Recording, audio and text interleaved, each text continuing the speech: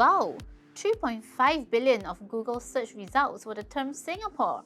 Now, have you been Googling about Singapore? In our latest series, Kay and I are going to answer the most frequently asked questions on the internet about moving to and living in Singapore. This is the Immigration People's Autocomplete Answers.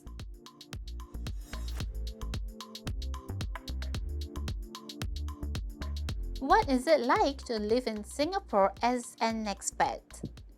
Now, I'm obviously not an expat, so I can only share from my understanding and my interactions with clients who are expats here in Singapore. Usually for our clients who are in their mid-30s and younger, single, they usually move to Singapore for their career progression. So they do enjoy the opportunities that Singapore actually brings for their career growth and in a professional capacity. Whereas on the other hand, our clients who have families, with young children, moving to Singapore is more about their children's education and raising their children in a safe and inclusive society.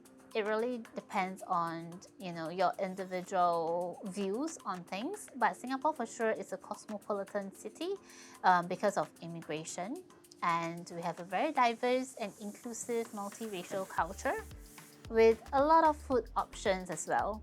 Now, from my own experience as a Singaporean, having born and raised here, I can say that Singapore for sure is a very safe country to live in. I have traveled to a few other countries before, and compared to our neighboring countries like Malaysia, Indonesia, it is a very nice, comfortable place to live in, and without having to worry too much about the safety, security of your daily life. Is living in Singapore expensive? Now, we all know Singapore is quite known for being one of the most expensive cities to live in, but if you are earning Sing dollars, and especially if you are a professional with highly sought after skills, I think the salary is actually quite decent to keep up with the standards of living here. Yeah, especially if you're a PR or Singaporean, you actually receive a lot of subsidies, grants, incentives from the Singapore government. Now, this question is also very subjective because it depends on your personal spending habits and lifestyle. If you're those kind who likes to drink, artisanal coffee at $8 per cup, I go to Arabica for my coffee instead of at the hawker center ordering my kopi siew dai at $1.40. Of course, you will be able to feel a difference in terms of, food and beverage prices. So it really depends on your personal spending habits again. But to be honest, if you're earning Sing dollars, Singapore is a pretty reasonable city to live in terms of expenses wise. Is living in Singapore stressful? Now, I read an article and also read about a survey data conducted with Singaporeans who are also residents who are studying, living or working here in Singapore. Generally, they say that living in Singapore is more stressful as compared to the other countries, but I think it really depends on your occupation, on your profession as well. So speaking from personal experience as an employee before, as an immigration consultant, and now as an entrepreneur, a boss, definitely yes, it is stressful to keep up with the competitive landscape, and Singapore's policies are constantly changing, improving. So if you are those kind who likes a very chill, laid-back lifestyle, then you will find Singapore stressful to live in and very competitive in terms of education, of course, and also work-wise. Is living in Singapore worth it? The kind of questions people ask on Google. So, of course, this is again very personal, very subjective. I cannot speak for everyone, but it really depends on your long-term goals. What do you want to achieve? Are you more career focused or are you more family oriented?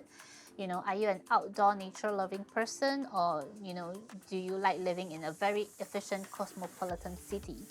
So my personal take on what I feel the areas and the aspects that Singapore is worth it, definitely would be our healthcare system. All right, hospitals in Singapore are generally quite well maintained, clean. So if you enjoy efficiency, productivity, then yes, Singapore is worth it. Is living in Singapore safe? Now, of course, I think Singapore is well known to be one of the safest cities in the world. You know, uh, together with Tokyo, in Japan. So recently, I just met a client as well. She's from Europe, a part of Europe, and she actually sent. She's a single mother. She sent two of her daughters to study here in Singapore. So I asked her, like, what makes you choose Singapore out of so many other countries that you can decide on? And she said safety. Yeah, it is not safe in her country. She mentioned it very explicitly. And in Singapore, she can feel safe with her daughters, walking down the streets at 10 p.m. It's very safe, to the point that even as Singaporeans, we take safety for granted.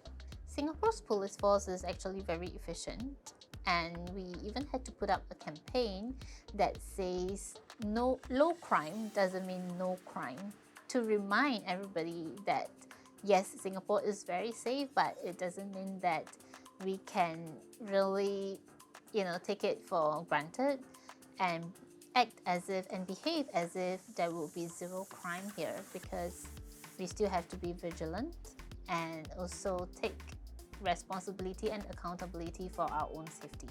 Is living in Singapore boring? Well, as you know, Singapore, we are just a little red dot on the map. So geographically, we are a bit limited compared to most of the countries in this world. But that said, right, Singapore, we are located in such a convenient, part of the world map. You see, Singapore, we're so close to other parts of Southeast Asia that you can easily jump on a ferry to Batam, Bintan, or on a plane to Bali, Thailand, Indonesia, Malaysia, Vietnam, to enjoy and experience different cultures, food, and countries. Is Singapore's education system inclusive?